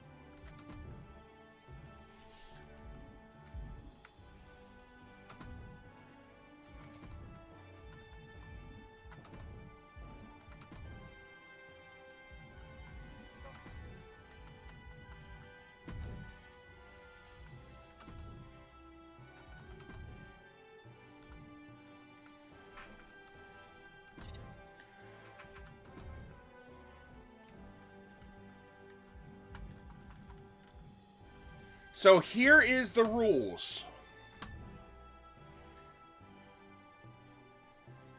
The winner of this match will have an automatic entry into a tournament which will be held at the start of... which will be held fairly soon for a new prize. That prize will be a new belt. Now, here's the way that it's going to work. It is going to be an 8-person tournament. Each team will be allowed 2 people, 2 entrants into the tournament. That's 2 from Order, 2 from Chaos, 2 from Balance, which leaves 2 bonus slots. Those 2 bonus slots will be filled via the Elimination Chamber. So we're going to pick 6 people to try their hand to get into that tournament. Also, the quick and immediately dismissed flashbang of Caster of Kata on screen.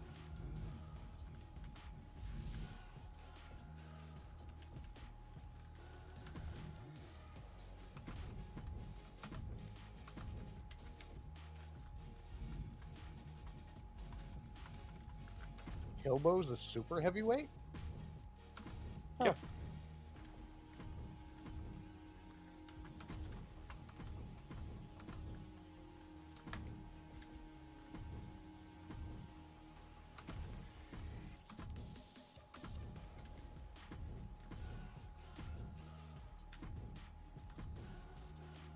I think I know who I want.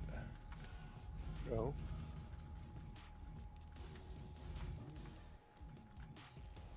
Hey, Croc, how's it going?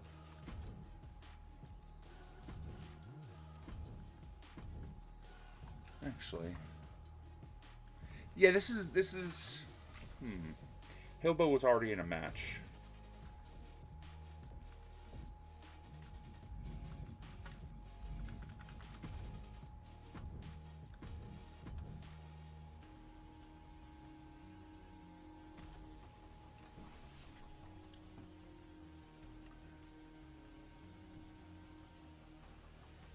And Miska was also in a match, apparently. True, Miska was in a match.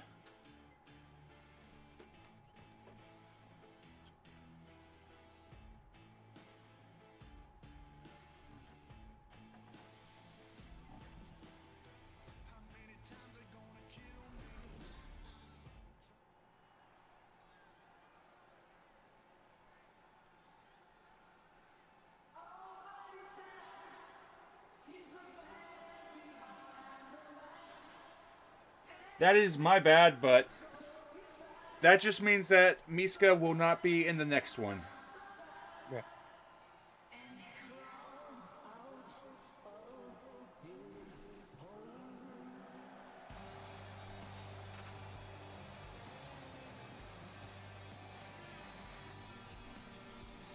I'm curious to see how things go with this. And as you can see, everybody was random. Everybody's positions will be random on this.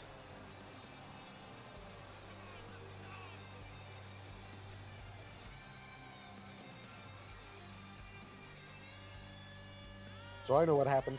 Hmm? Miska asked for next week off, so she got booked. He got double booked this week. Mm.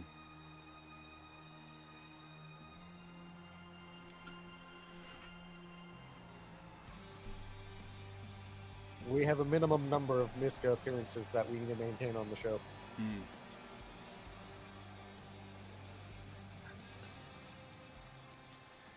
So, 2, 4, 6. Yeah.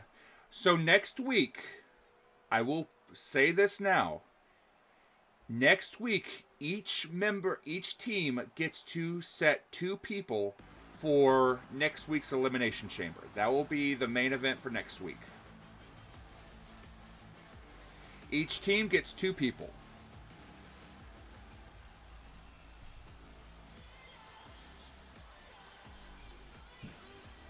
And this week was my picks, since this is kind of on the fly. Chaos wanted an elimination chamber, so Chaos is getting an elimination chamber. Was it Chaos or was it Porter that wanted the elimination chamber? I think it... Team booking... Yeah, no, elimination chamber for Chaos, you're right.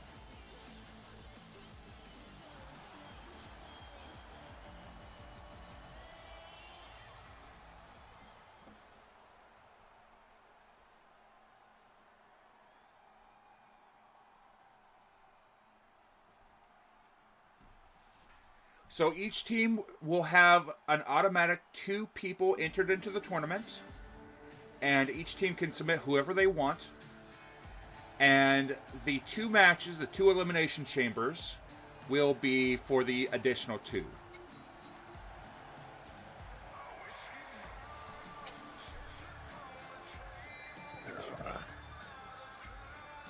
So next week's elimination chamber will be decided upon by the teams.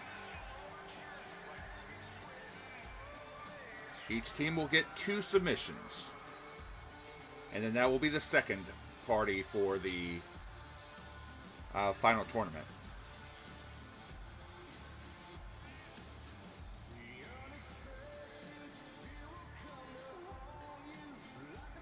Additionally, it seems that Team Balance has gotten their plot of land over by Terra Phyllis.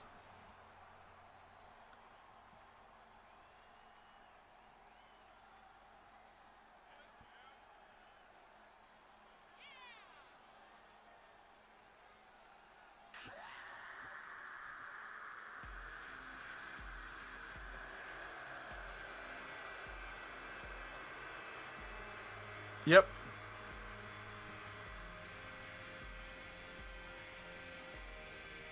Not until you get told by Urza, because Urza is currently in a scene buying it. Yep.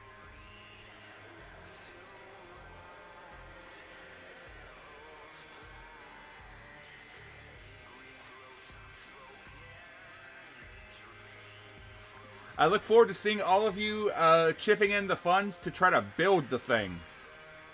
Because I do have mechanics for building. And a gold sink to be able to build the damn thing. I mean, there's also the logistics of getting the contractors to, 1, design, and 2, put it together. Mm-hmm. Because as much as Urza's heart is in the right place, I don't trust any blueprints he makes. Well, to be fair, Urza's done his part, is he's secured the location. Yeah.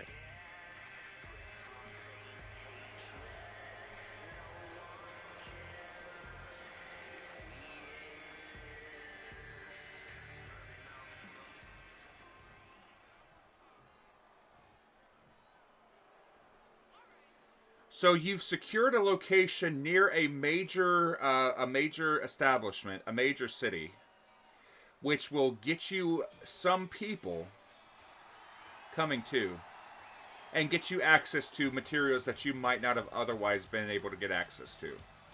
Yeah.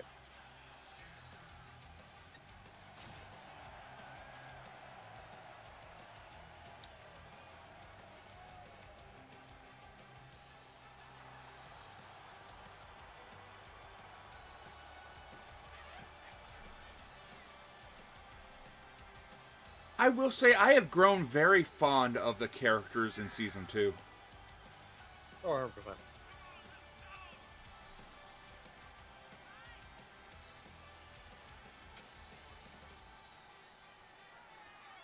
Yeah, there's a lot more to the characters in Season 2. Mm-hmm.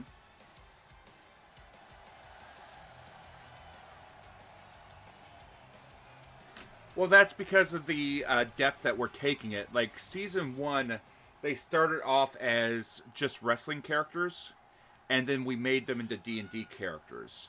Season 2 is D&D characters that are becoming wrestling characters, you know? Mm-hmm.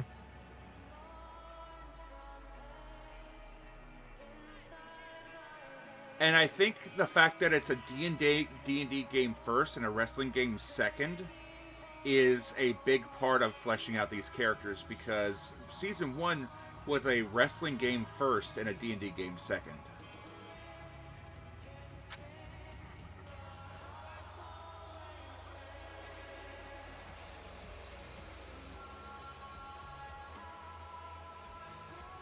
Wait, so Miska's in another match?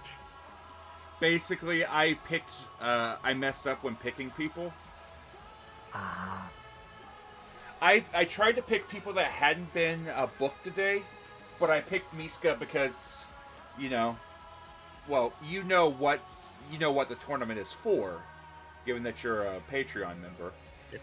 And I figured that the tournament prize is up Miska's alley. Who's in this match? A lot of people. Can you tell me their names? I mean, you can see them on the screen. Kind of hard to tell. Urza, Ash, Alexander, Miska,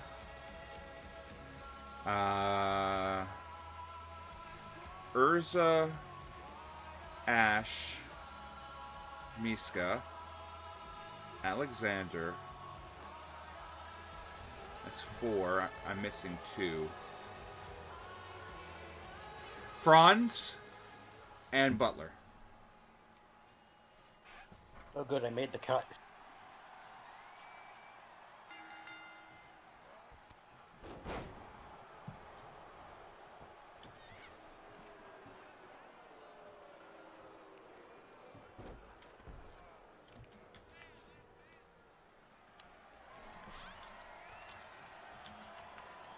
KM, you find a broken pocket watch. A pocket watch with its hands frozen at midnight. The glass is cracked and the internal mechanisms are rusted. Sometimes when held, you can hear a faint ticking that quickly fades away.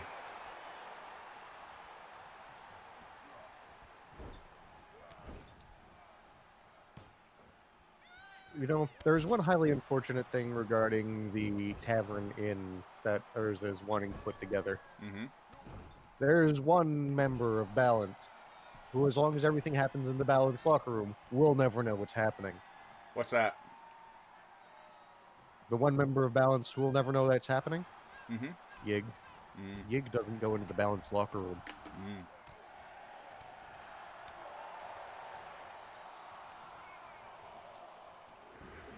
I wonder why. It's not like there's some eldritch monstrosity that is basically based up inside the Balance locker room, and he took one look at it and went, fuck that, and never went back in. Mm-hmm.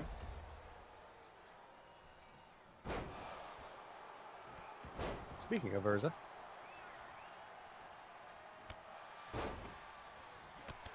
So I showed our Patreon members what the prize is for this tournament that's coming up.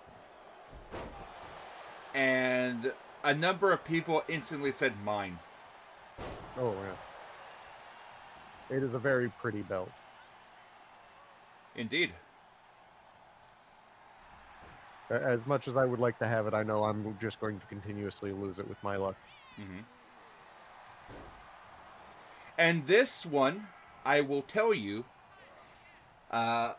I will give you this. I won't tell you what belt it is, but it will have a power, and it will grant its holder's team a additional pick for their team. Beautiful. That means we will have a total of 3 picks out and about. Mm-hmm.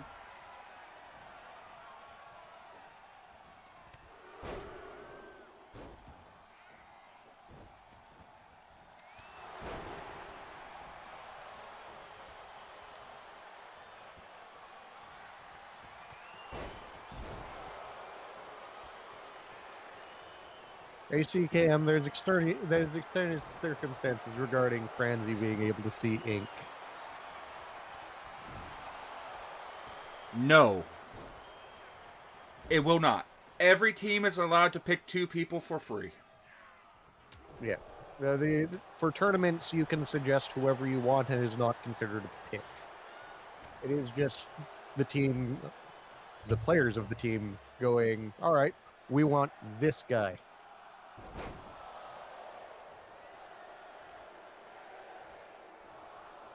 Hey, Bob.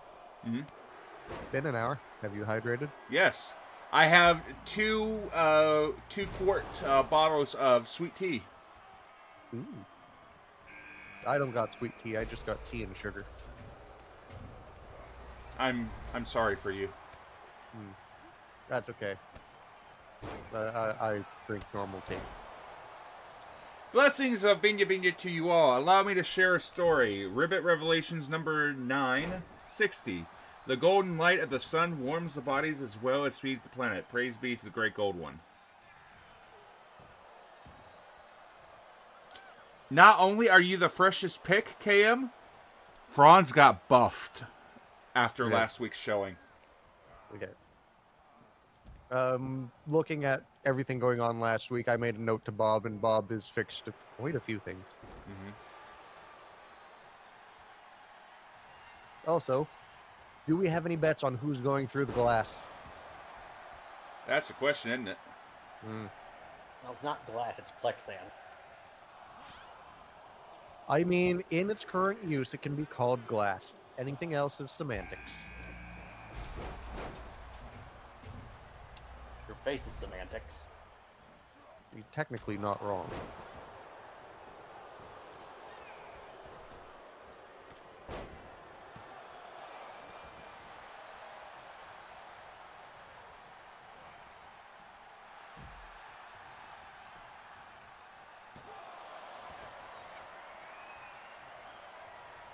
Yeah, this is a... Oh, wait, it's an elimination chamber match. Of course it's opponent rules. Mm-hmm. You know, logistically speaking, it would probably be both cheaper and less painful to have it be quarter-inch sugar glass. Probably. Because sugar glass is surprisingly robust, but it is also very easy to make it give way with the correct amount of force. Mm-hmm.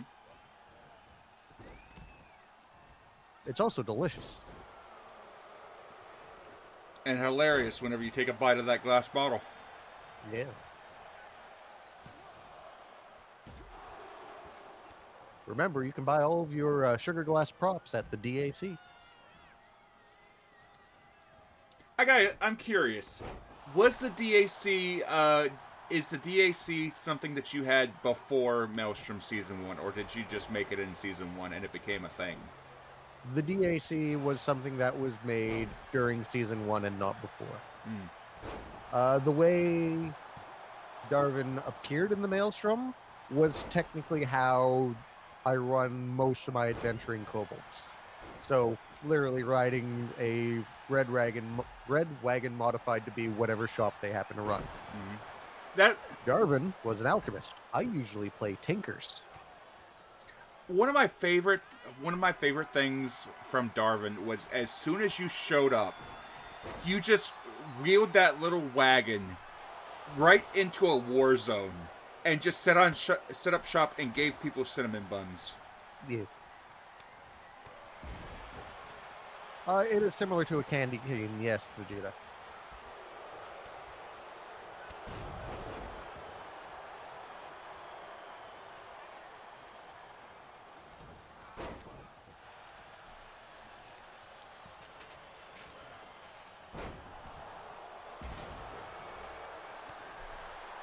And I am happy that Darwin lived his life to be very, very old for kobolds.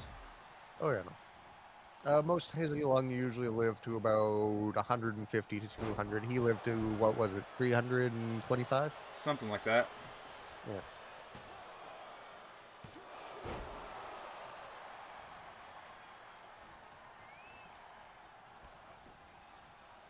It's a shame that notice generator just absolutely died towards the end of the Maelstrom.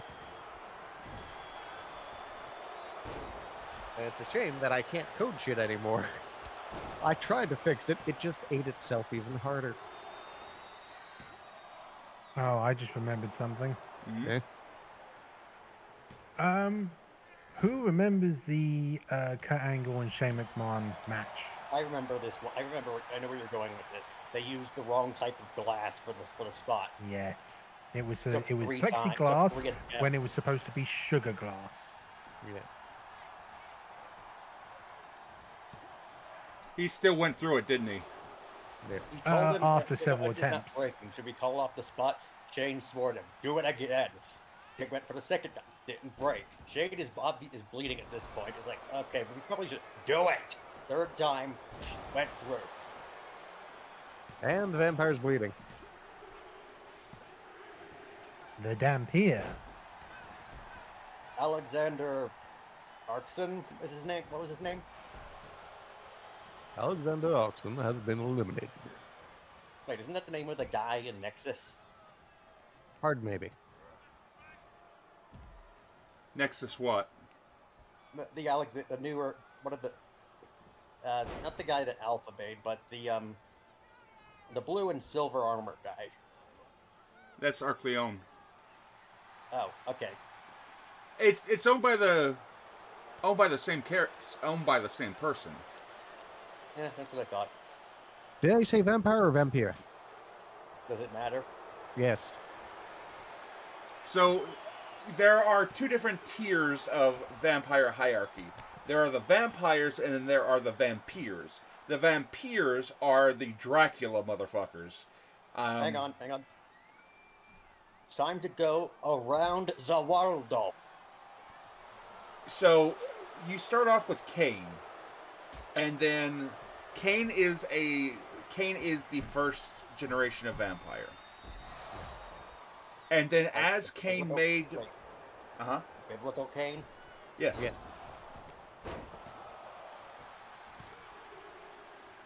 Cain was the first vampire.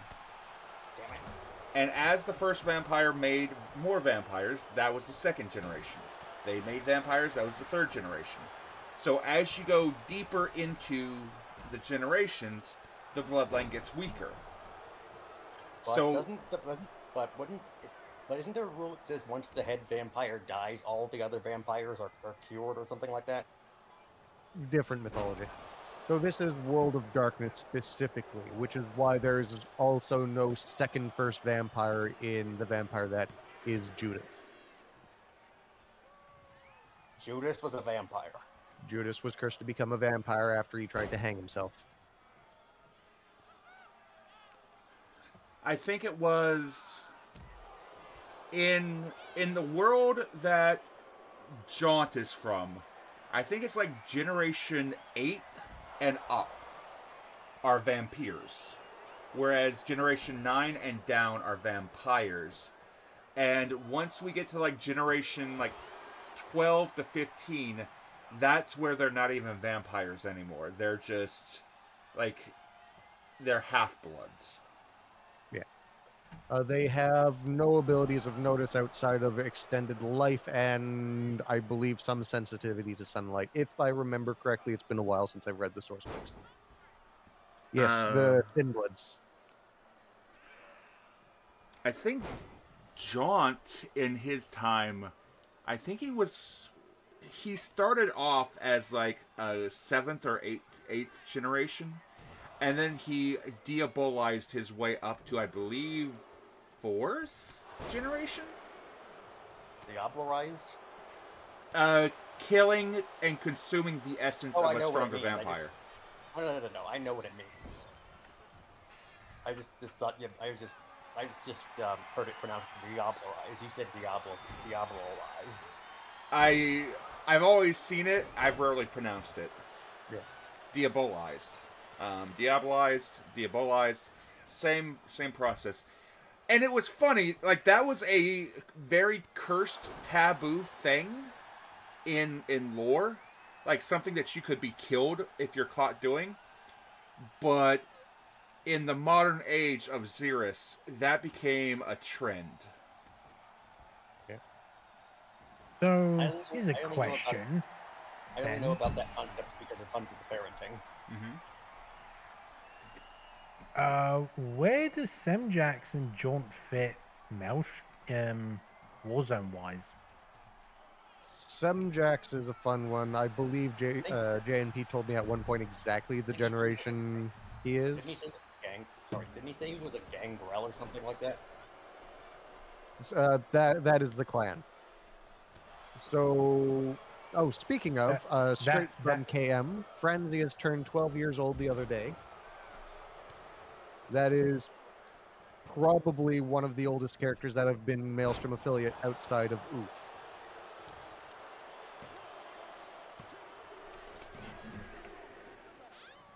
Oh, Bob, Wow, can I give you- Miska can I give you- takes out Ash. Bob, can I give a little acknowledgement to a friend of the channel, to our or a mutual at least? Who's that? Well, it's it'd be Nero. What's up with Nero? He and Mizuki are celebrating their 5th anniversary. Oh, fuck yeah, dude. Good for them. I love Nero and Zeeps.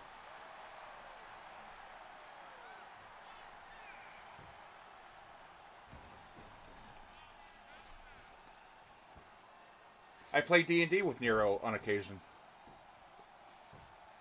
From what I spoke with Mizuki seems like a very nice individual as well. Oh, yeah. Oh yeah, she's very nice. We must protect the queen. So, Mizuki, believe it or not, made something cursed.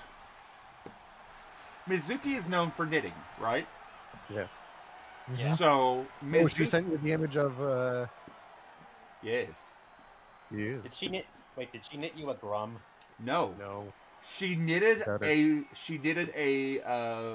Mr. Touchums. Yes. Why? And Why made and used actual grease in making it. Wonderful. Oh, God. What sort of grease? I don't know what kind of grease. Okay. I don't want to know what kind of grease. So she knitted a Mr. Touchums, and then tried so hard to send it to Arkoff. Arkoff refused it every time. He said doesn't want to that curse. no, because Mr. Touchums wasn't his character. He felt that it deserved to go to the owner of the character, and so that Mr. Touchums was sent directly to Shahalem. And it immediately went into the vault to be guarded by frogs. Beautiful. You mean, what's their name? And your winner, Urza Markov. Amphibian, right? Yes, the owner of Slamthibian is Shahalem, Froggy's mom.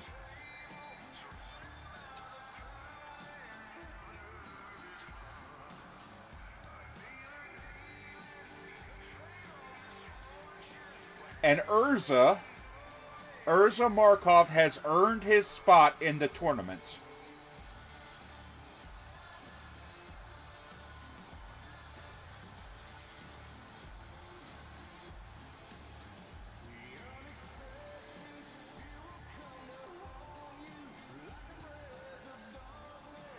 As to Jaunt versus Simjax, I don't know what tier they both are, because Warzone Jaunt is a completely different Jaunt than Maelstrom Season 1 Jaunt.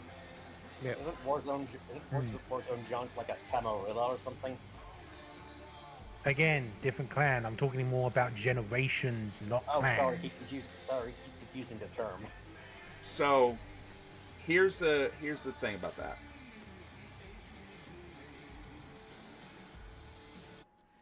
Because I know from from their match, I'm wondered what would have happened if one had diabolized the other. Where would they have fit in the power scaling? Basically, they would have taken the stronger generation. But if the power gap was too strong, if you diabolize a much stronger vampire that's like 2 or 3 generations higher than you, their essence can overwhelm you and possess you. So you have to be careful when doing that. Because if your will can overpower theirs, you gain their generation. But if you fail that check, they take over your body. But as to Simjax and Jaunt, I can't say what generations they both are. Because Jaunt from Warzone is a different Jaunt than Maelstrom's Jaunt. I know Maelstrom Jaunt's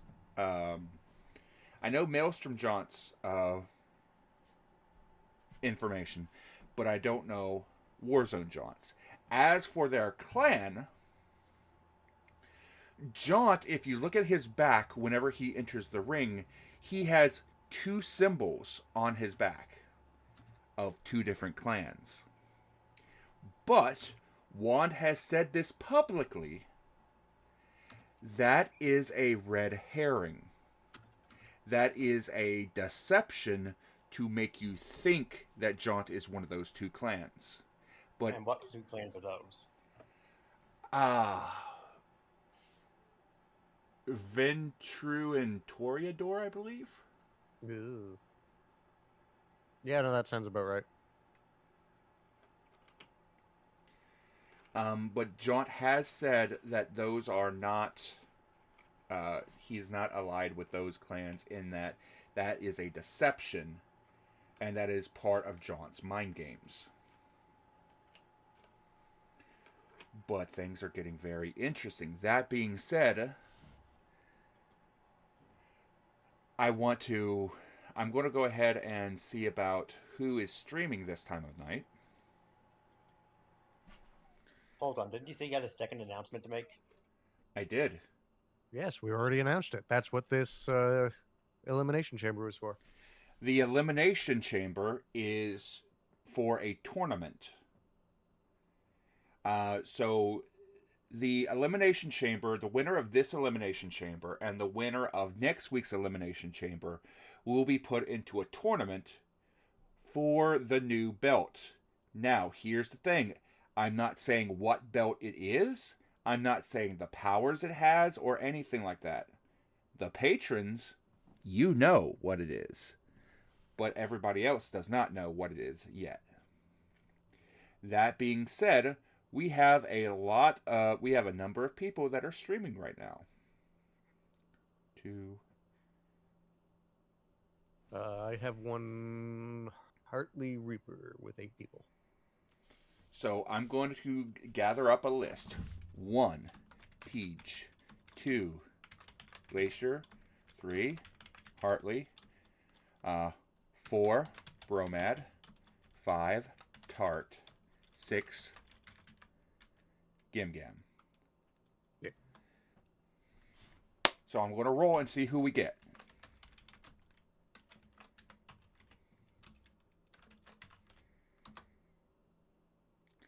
It looks like Teej. Looks like Teej.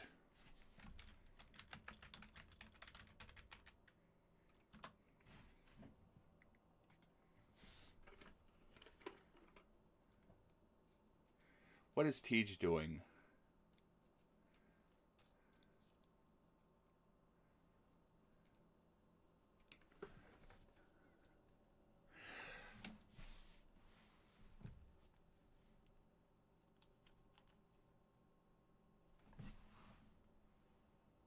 No, fuck that. That is an 18 plus stream.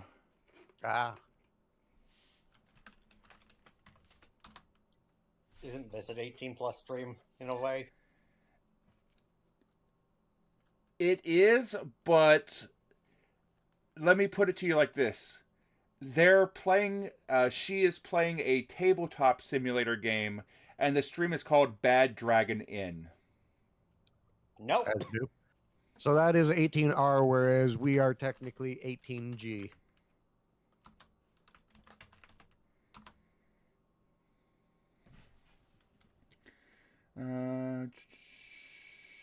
Six. And 6 is Gim Gam. Fun, fun, fun.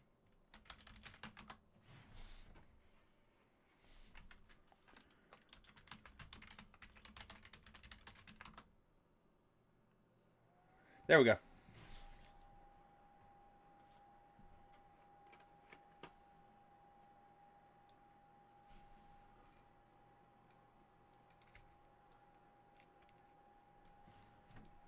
Raid message is...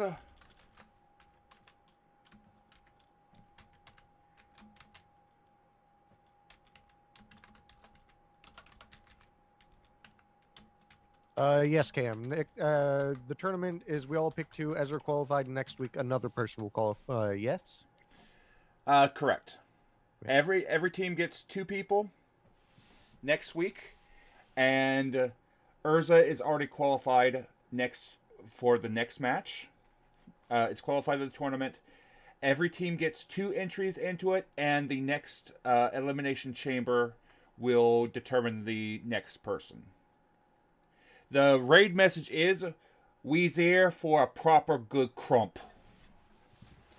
Have a good one, y'all. Thank you for stopping by.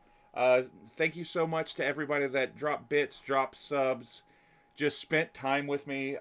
If you're a part of the Patreon, I truly appreciate your generosity for sticking with me during this entire process. Y'all have yourselves a good one. Take care of yourselves and each other. And we'll see you next time. Bye-bye. Watch out for clowns. Bye-bye. Bye.